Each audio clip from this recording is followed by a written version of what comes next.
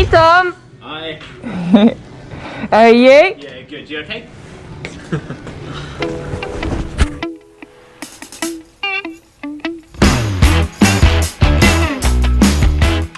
Hello riders and not. Today with me on the vlog is Tom, the guy who does the magic to my bike and keeps it running. Yeah. What did you do, Tom? So I do everything from servicing to custom bikes, part supplies. It sounded like an advert. An advert? Well, it was an advert for me. Yeah, it's an advert for Tom. So if you need anything business, from parts to maintenance to custom to just have a good anything coffee. for your Harley, clothing, helmets, anything. Come to Tom.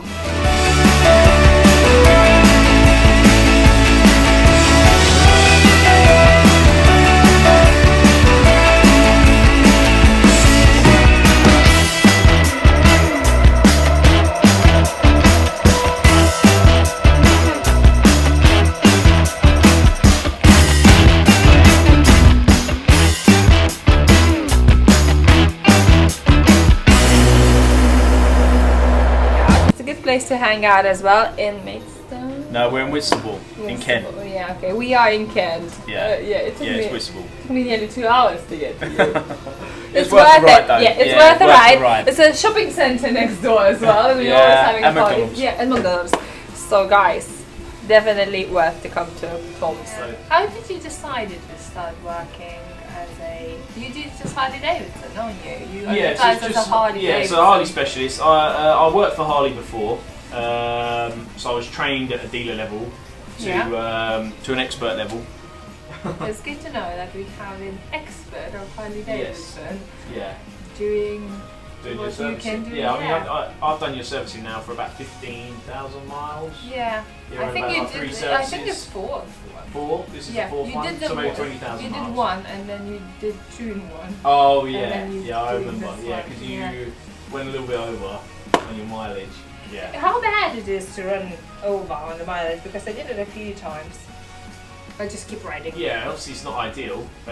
Harley worked out when they built the bikes and tested them, that's when the maintenance needs to happen. So every 5,000 miles. Every 5,000 miles. And every service sheet is different.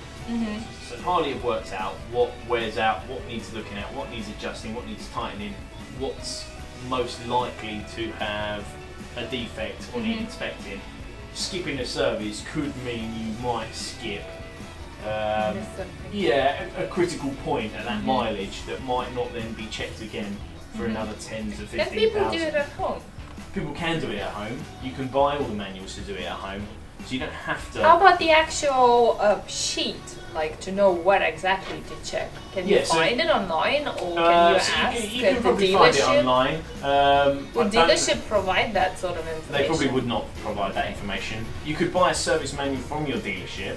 From Harley, you get the proper Harley manual that we would use when I worked at a dealership in the workshop. We use those manuals, the same ones that they sell over the counter. Having the proper tools as well is important, especially like essential things like torque wrenches for getting the correct settings.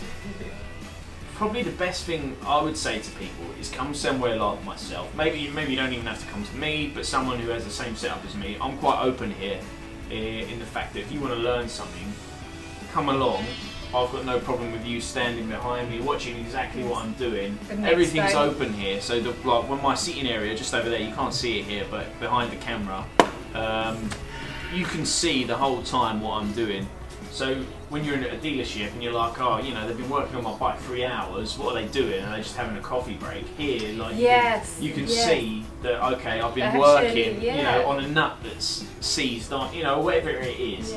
You can see what's happening. And it's good. I like that the bike is lifted up and it's a much more personal service. You can have a look properly around what's rusty. Yeah, it gives you can see the bike at a different angle, and it gives you a bit more of a personal service where I can call you over and actually show you things while the bike is on the lift. And as a fact, you always hear just the bad stories. Like maybe from 100 people, one has a bad experience, but everybody heard about that bad experience. So that makes you worried what's going on. So it's typically, people are always worried about There's loads of horror stories about people getting ripped off, things not getting done properly, things, you know. Old parts put on. Everyone worries about that. Whenever you take your car or bike anywhere. It's good to see that you're taking everything from the boxes, putting everything shiny, brand new. People always worry about what's happening to their bike, because it's their baby really, isn't it? People always worry what's going on, what's happening behind closed doors. It's quite nice, and it sort of reassures people, especially on a business like mine, where I'm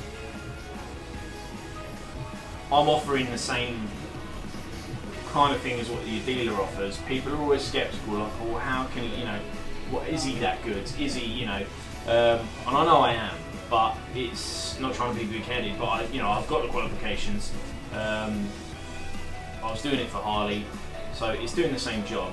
But because you're not in the same environment, people always judge you, or they always expect maybe I'll be doing it less. You know, so it's good that when people do get here, they can see exactly what's happening, all the proper checks, all the, you know, everything that Harley recommends we do, buy the book.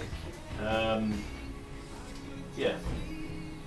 It reassures people. That is why your business is growing. Yeah.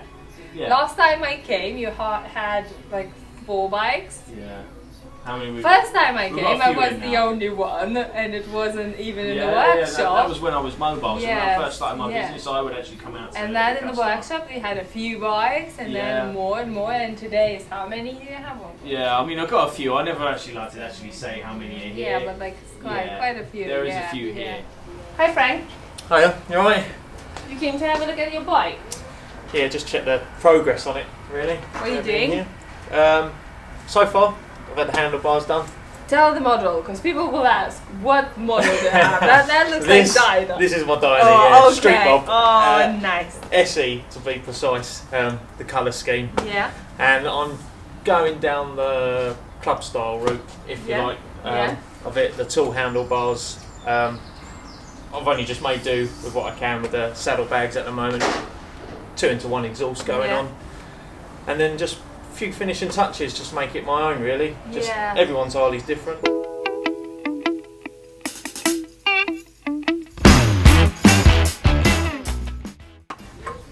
So what do you ride? So I've got 2 Sportsters at the moment that I ride around. I'm also selling them as well. Yeah. So I ride them until I sell them. And you keep advertising yourself. Yeah, I know. Using the opportunity. Yeah. If anyone wants to buy a Sportster, custom build. Yeah. You click on pictures, I can do that magic. Oh, can you? Well, make a picture of it. Yeah. Make it flash up like a strobe. Okay. So they can't miss it. Gonna do that. Like a really good with like sale written on in red. Yeah. Like, so they know. Yeah, exactly. It's for sale. Yeah. You're selling them both? Yeah, selling them both. What you gonna write? Oh, I'll buy something else. Yeah, okay. So I was looking for projects. I'll buy something. For you, fix it's it. more about fixing and building rather than also and for me, that one and only, like me. Yeah, no, I don't get attached to them because I'm looking through the catalogues every day for people's parts, and I just end up spending all my money on kitting out my own bike, which isn't good. I just appreciate everyone else's stuff now, so I don't get attached to the bikes anymore. I haven't got a bike that's I feel like is my own. I'm just riding bikes that are in stock. Yeah. Do you miss that at the dealership? You could ride demo bikes. Okay. Not really, no, because I ride everyone's bikes here anyway. Yeah. Because I ride everyone's bikes here anyway. I don't go. No, I'm not going out for. I'm not going out for a ride. Yeah, I won't be out riding. Don't go to McDonald's. Stay there and watch him. That's what he does. You bring your bike and he goes for a ride. Yeah, make sure you got a full tank when you come in. When I'm fixing something, you've got to test ride it for quality control. Obviously, for like 50 miles. Yeah, no, not for 50 miles. Around the corner. Yeah, around the corner, about 5 to 10 miles.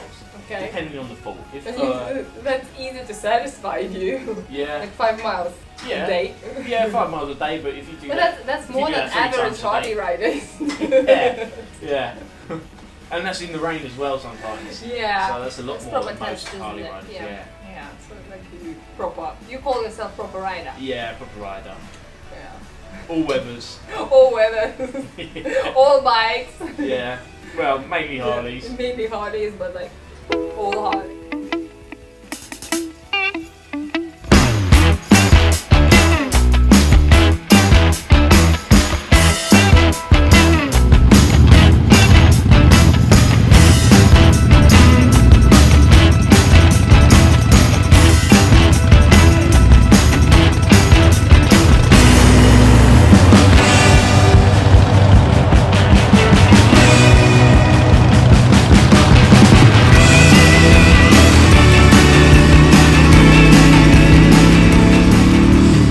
What's your favorite Harley?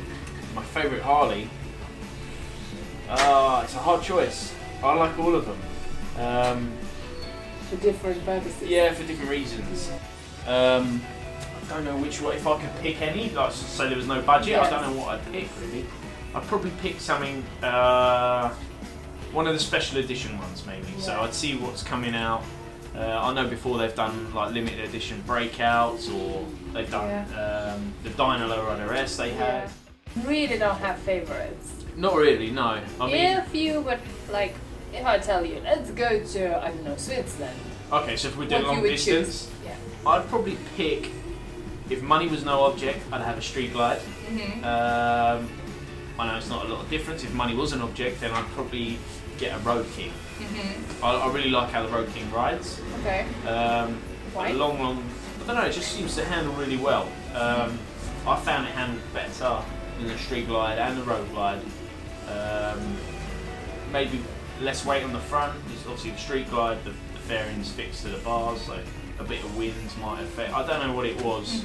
Overall, I just felt more comfortable on the road glide. I don't know, maybe there's some sort of difference. Maybe there's no difference. Maybe it's in my head. Yeah. I just felt like the road Or maybe glide. it was the right day and the right mood. Yeah, I mean, Sometimes it's that, isn't Yeah, it? I mean, I rode the bikes back to back. What's the biggest mileage people brought the bike to you? So I've got a bike here at the moment. It's on 160,000 miles. Which one? Like how? Like which model?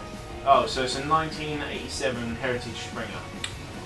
Okay, so yeah, I have a long way to go. Yeah, That's you're gonna have to open this a few more years. That's but you'll good to get know. there. Yeah, a few more years. It's about 3-4 years. Yeah, still servicing. Yeah, still servicing. Yeah, Still you will be engine. like the garage will be 5 times bigger. Loads Yeah. of people here, and One day. coffee machine. Yeah, maybe a Can coffee you have a machine. coffee machine? Yeah, Eventually, maybe. like when you have. Maybe like 10 years time, I have a coffee machine. Yeah, okay. So 160,000 miles. I do. You have a coffee machine. Yeah, I'll buy the coffee machine then. Okay. I'll buy it for you.